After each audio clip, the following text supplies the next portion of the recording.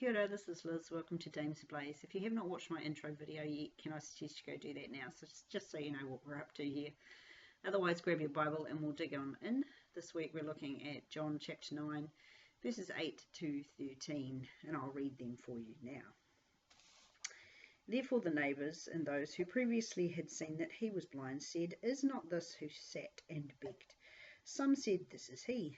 Others said, "He is like him." He said, "I am he." Therefore they said to him, "How were your eyes opened?" He answered and said, "A man called Jesus made clay and anointed my eyes and said to me, 'Go to the pool of Siloam and wash.' So I went and washed, and I received sight." Then they said to him, "Where is he?" He said, "I do not know." They brought him who formerly was blind to the Pharisees. So this previously blind man goes home. Consider this. Did he close his eyes to get there? He knew the way when he was blind, right? But did he know the way when he could see? Did he ask for directions? Hardly likely. He's male. Why would he ask for directions? Just kidding. Interesting though. I wonder how long it took him. Do you think he paused every now and then to look at the buildings and the people? Must have been an amazing journey. We get a lot of detail about this event, enough to make you think that John might have followed him to see what would happen. I can see that. I can see John wanting to find out how Jesus' words came to pass, and then wanting to see how the man fared from there. Anywho, this guy goes home, and his neighbours, the people who have seen him, watched him grow, knew where he sat and begged, had perhaps given him money. Those neighbours see that he can see, and they rush up to him and celebrate wildly. No, not really. What they actually do is start gossiping and arguing, as people do. "Is not this who sat and begged?" they say. You'll note they don't call him by his name, just the beggar. That's what he is to them, a beggar. Not a human, not a person, just a beggar. In the original wording, it isn't the man who was previously blind, it's just the beggar. It became all that he was, a beggar, someone they barely looked at as they passed by. They're not even sure it's the right guy. He looks like it, sort of, or does he? Does this indicate that they haven't looked at him hard enough to know what he looks like? That would be normal human behaviour, right? An awful lot of humans just won't look at a cripple for too long or too hard. We're worried, of course, that it wouldn't be polite to do so. That wouldn't have been a problem long ago. They didn't look at these people because they considered them sinners. Remember that. A calamity such as to be born blind was surely driven by some heinous sin. That was the general thinking. It's where this man's journey began, with a conversation about sin and who was to blame for it. So maybe they don't recognise him because they really aren't sure what he looks like. Or perhaps, as many of the commentators speculated, his face was genuinely changed. Now that is possible, depending on what state his eyes were in. It's possible that his face was contorted around the eye sockets, which would change the way he looked. And it's also possible that they just didn't recognise him with his eyes open. I mean, we sometimes don't recognise, or at least have a double take, if we see someone without glasses who normally wears them.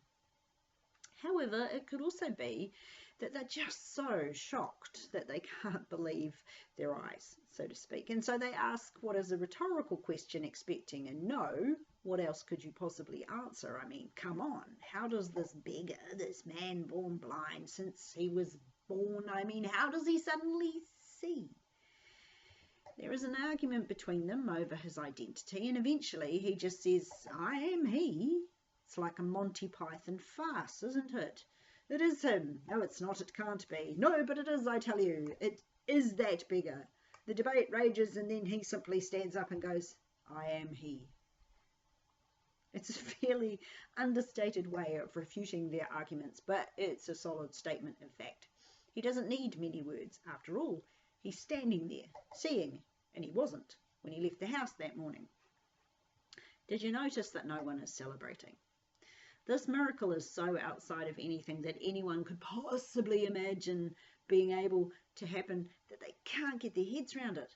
It's too outside the box for them to even contemplate, let alone celebrate. Instead, they ask, how were your eyes opened? Good question. Perhaps not the best question, but a good one nonetheless. A better one might be, who healed your eyes? But they go for a how for the moment, and so the man supplies them with a how, which includes a who. A man called Jesus made clay and anointed my eyes and said to me, go to the pool of Siloam and wash. So I went and I washed and I received sight. There it is, his testimony. It's pretty short, isn't it? It doesn't go on for 20 minutes. Just a quick recap of the events as they happened. Probably took all of a minute. We could learn something from the briefness of his testimony. We often think we have to have our testimony all polished up and take our time, but sometimes there just isn't the time. I had the time it takes to drive from the youth group where I work to home one night to explain the entire gospel. That's less than a 10-minute drive. Sometimes you've got to be quick with these things. Now, it looks like the man isn't pre-acquainted with Jesus. In my Bible, it reads a man called Jesus, so that kind of makes it look like he didn't know him. But the original has a definite article here, so it really is the man called Jesus, which changes things a little bit.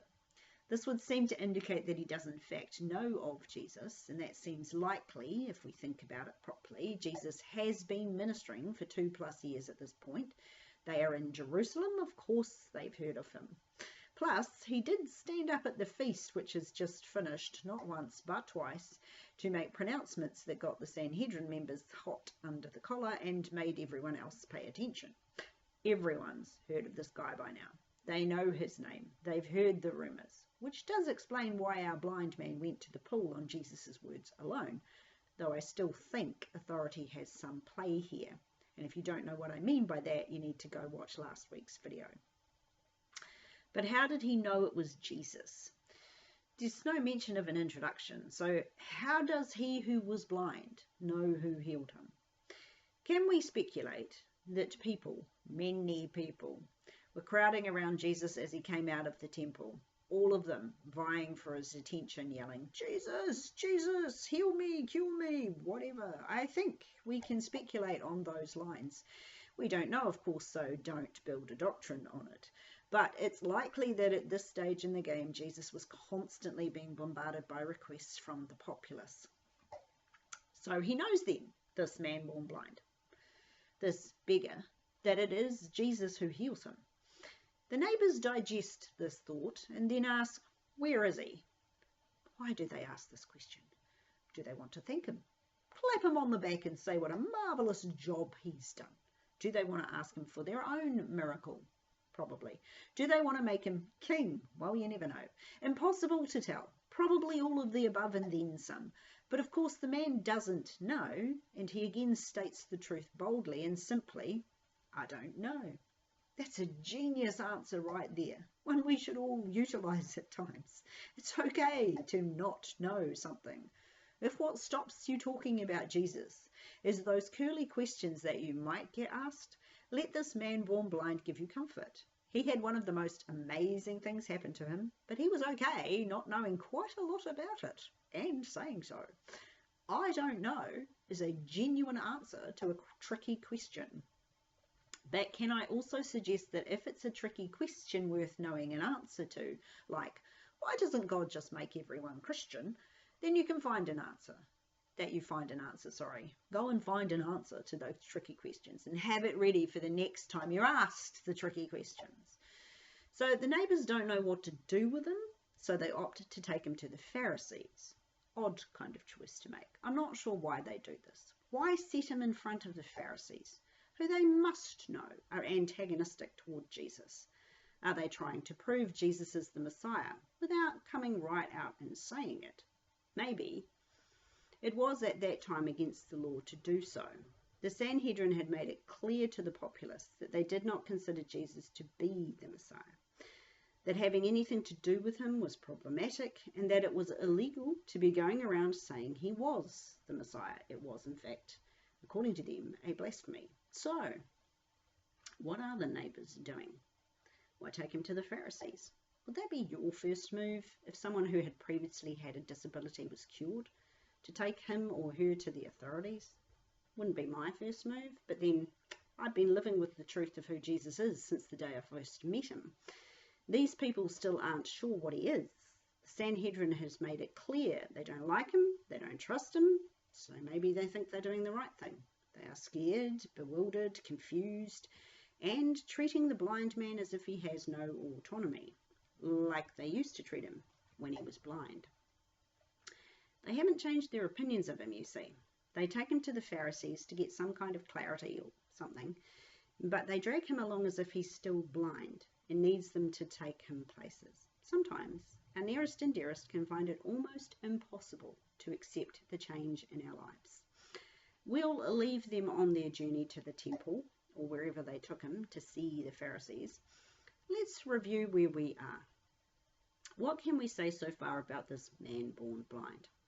He doesn't get a name, which is frustrating for us ladies. We'd like to have a name rather than a description, but all we get is this description.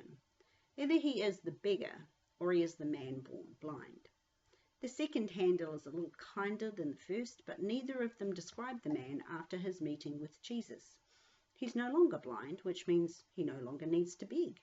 He can find a job now, become the carpenter or the mason or the farmer. Much better description of a human than a beggar. A beggar has no control over their life. They are wholly dependent on the kindness of strangers. This particular beggar couldn't even take himself where he wanted to go.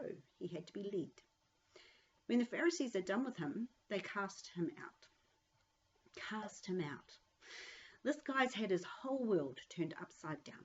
And instead of there being celebrations, instead of him being allowed back into the society that had rejected him for so long, he is cast out. Sometimes people just can't let go of their previous attitude towards you. Sometimes you have to leave them all behind in order to start a new life with God. If you have friends or relatives that are constantly on at you about being Christian, maybe spend less time with them if you can. Neither of the descriptions used for the man will fit him anymore. He must now forge a new life, a new identity. Depending on how old he is, that might be exciting or daunting. But before he starts, he will have one more meeting with Jesus after being cast out. Jesus hears that he is cast out and deliberately goes to find him. Because that wasn't meant to be the outcome of the healing, now was it? The healing should have meant the man was allowed back into society, but the society couldn't handle the change and closed the door in his face. But God always has a space for those that society deems unworthy, and we will find this man claiming a new identity as we continue through this chapter. What though of the neighbours? How should we view these people who couldn't celebrate, didn't trust, and didn't know what to do with this miracle? Do they remind us of people in our own lives who just can't accept the change within us? Are they reflective of family members or friends who just don't like you becoming a Christian, but then also actively reject you because you have become a Christian? What do you do with these people? Well, you do what Jesus told his disciples to do. You shake the dust from your feet. In other words, you leave them to their opinions and you move on. Some people will never accept your change, no matter how long-lived it becomes. But do we also see ourselves in these neighbours? Do we also sometimes reject the changes in people? Are we able to see God working in others, even when he works in ways we would not expect him to work? Do we have some long-held ideas about how God should act and therefore don't accept or like it when he does something out of the box? Where do you put yourself in this historical moment? Are you the ex-blind beggar man, trying to enjoy your newfound freedom while the others around you disbelieve it all?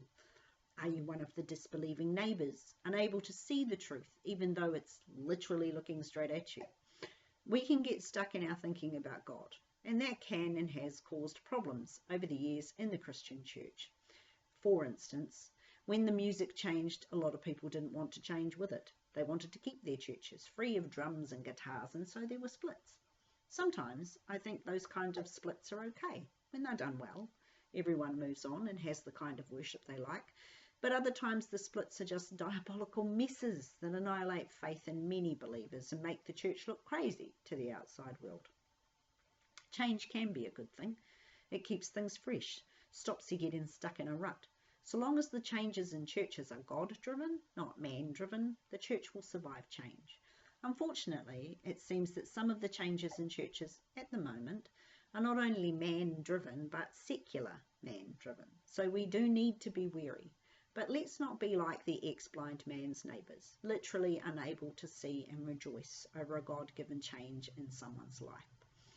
And let us take a lesson from the ex-blind man himself over how to testify. It doesn't always need to be long-winded. Sometimes a short, sharp testimony has more power than a long one.